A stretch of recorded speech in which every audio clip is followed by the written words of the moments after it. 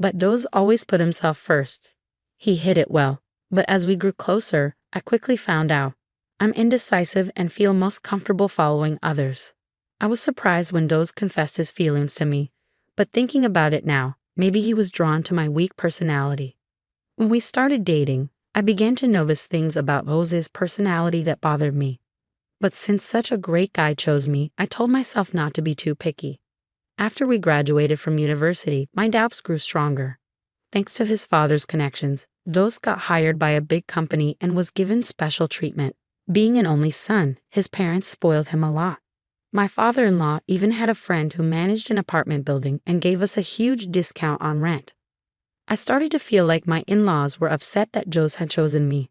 They had always arranged everything for him, so maybe they felt I wasn't good enough for their son. I'll never forget the contempt in their eyes when we first met. "Don't you think your parents really hate me?" I asked Jose. "Really? You don't need to worry about them," he said. "You're not marrying them, you're marrying me." At the time, Jose seemed so reassuring, so I made the mistake of believing him and thinking everything would be okay. Jose and I got married, but his parents still didn't accept me as part of their family. Even now, they still call me by my maiden name. After we got married, I gave birth to our son, Liam. Without Liam, I would have given up a long time ago. For the first year after Liam was born, my in-laws' attitude changed a bit. They were thrilled to have their first grandchild, and my mother-in-law even thanked me for giving birth to Liam. Those were the first and last words of gratitude I ever heard from her. But when Liam turned 2, things went back to how they were before, if not worse. When my in-laws visited, they only paid attention to Jose and Liam. Meanwhile, Jose was cheating on me while I was busy taking care of Liam. No matter how many times I thought about leaving, I decided to stay with Jose until Liam was grown up. I told myself that even a father like Jose was better than Liam not having a father at all. But then one day, something unexpected happened. It was the weekend and my in-laws came over, as usual, to play with Liam. As they were leaving that evening, they said something surprising. "All right, let's have a birthday party for Jose next week." I made a reservation at King, my father-in-law announced proudly. "King? That's the restaurant managed by our CEO's son, right?" "I've heard it's really hard to get a reservation there," Jose replied. "I made a special request to the CEO just for you," my father-in-law said, clearly pleased with himself. I expected that, like last year, they'd want to go somewhere without me, but then my mother-in-law turned to me and said, "So, you should keep your schedule open too." Huh? I was still in shock as my in-laws left. I didn't understand what was going on, but I started to feel a glimmer of hope. Maybe this was the first step toward fixing our relationship. On the day of Jose's birthday, we all gathered at the restaurant. I had imagined a large grand place since it was supposed to be high-end, but it was actually quite small and intimate, the kind of place where only a few select customers could dine at the same time. As we entered, my father-in-law seemed very proud. I noticed a large engraved stone sign that read King. Seeing that name brought back old memories and I started to feel nostalgic. I remembered there was a guy named King in high school, and without realizing it, I began to smile. We were then shown to a table in a private room. However, the table in the private room had only 4 chairs. The waiter looked nervous and said, "I'm sorry, I'll get one more chair for you." "Oh, don't worry, 4 chairs are enough," my father-in-law said.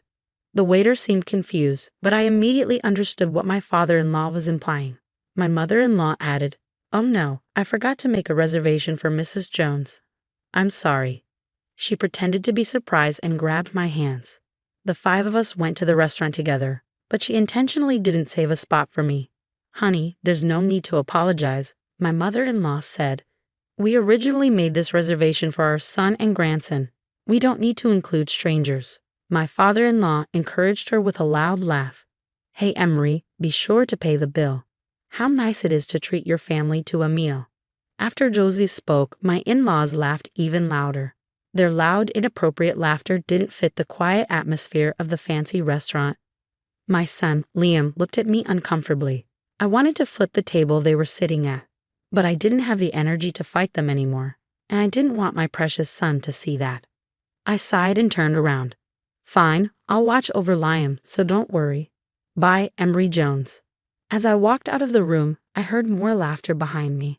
I made my way to the exit, wiping away the tears that were streaming down my cheeks. The waiter who had left the room with me suddenly grabbed my hand. "Excuse me, are you Mrs. Emery Jones?" Yeah. About the bill." I started to say. "There's no need for you to worry about the bill. Please follow me," he said. I was puzzled but didn't pull away. I followed the waiter as we walked further from the private dining room.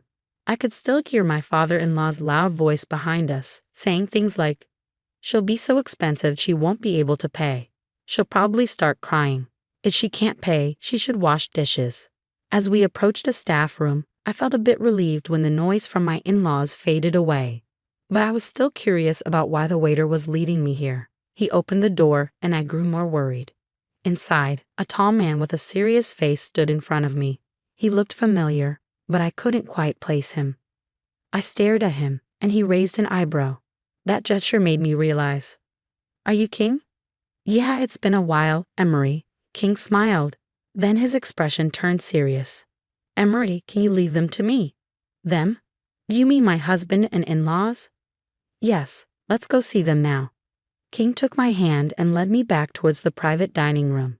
He opened the door with a loud bang, and everyone immediately turned to look at him. My father-in-law stood up with a forced smile. "Oh, it's Chef King. You look serious. Did something happen?" "It's about Emery," King said. My in-laws looked shocked. King and I were classmates in high school. He was rebellious and often skipped school, but after a while, we became friends. Despite his tough exterior, he was actually very kind.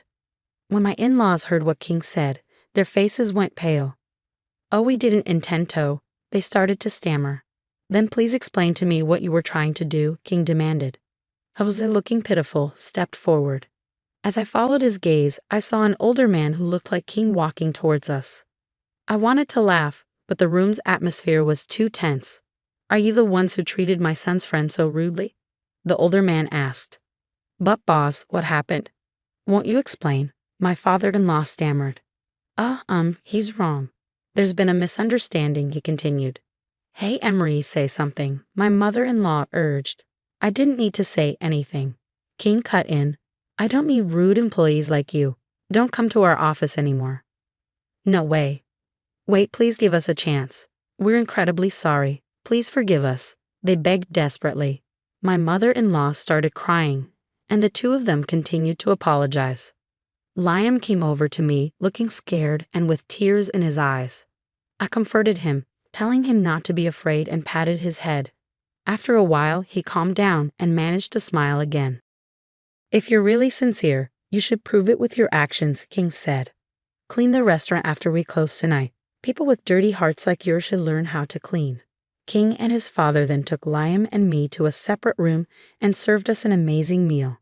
The food was incredibly delicious, and even though King acted very humbly, they had prepared a special kids' meal for Liam. "Liam, your mom is a great person," King said. "Yeah, I know," Liam replied. "Yeah, you probably do," King smiled.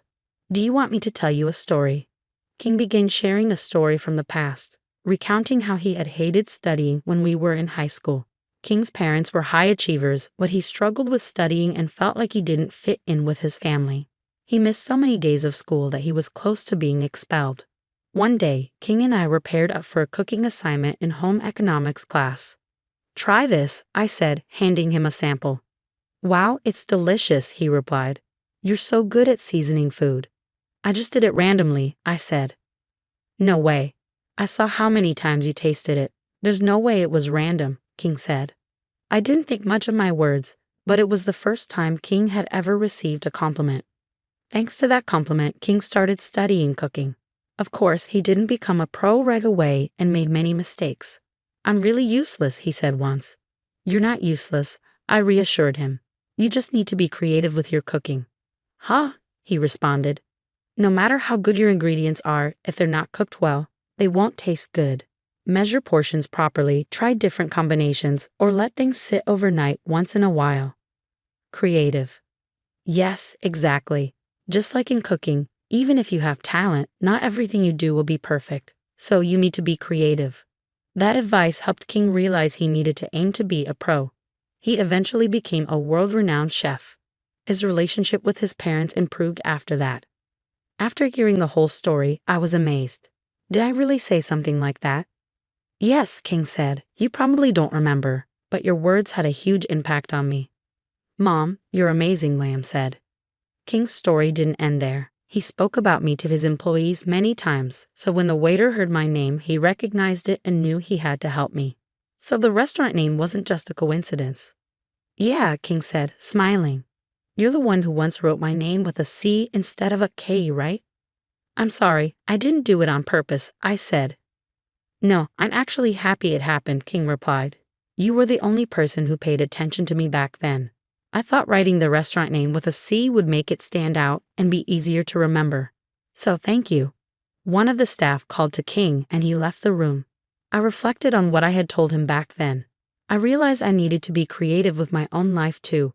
If I didn't put any effort, things wouldn't turn out the way I wanted. Looking at Liam, I made up my mind. I would divorce Jose and start my life over. 1 year later. Hey King, Liam shouted as he rushed to hug him. King hugged Liam back, smiling warmly. Since that time at the restaurant, King and I had started seeing each other more often and began dating. We were now considering getting married. I hadn't talked to Liam about it yet, but I was sure he'd be happy. Liam was so attached to King that I felt confident he would be pleased. After the incident, my ex-father-in-law and Jose were both demoted. They begged their bosses for forgiveness, but due to the complicated HR processes in large companies, they hadn't been fired yet. They're still hanging on somehow in the company's shadows. King and I watched over Liam as he peacefully slept after getting tired from playing with King. Liam's worried because he's not good at studying, I told King. He's tried cooking to be like you, but things haven't gone well, and he's gotten even more upset. Really? King asked. Yes, he's actually very athletic. The other day, he won first place in a sprinting contest at school. Then there's no need to worry about him, King said reassuringly. King and I made eye contact and smiled. I've always wanted to enjoy quiet moments like this with my partner. I'll teach Liam the way you taught me, I said. Everyone is good at different things. That's right, King agreed. Thank you. King gently patted Liam's head with his large hands. They really looked like they could be father and son.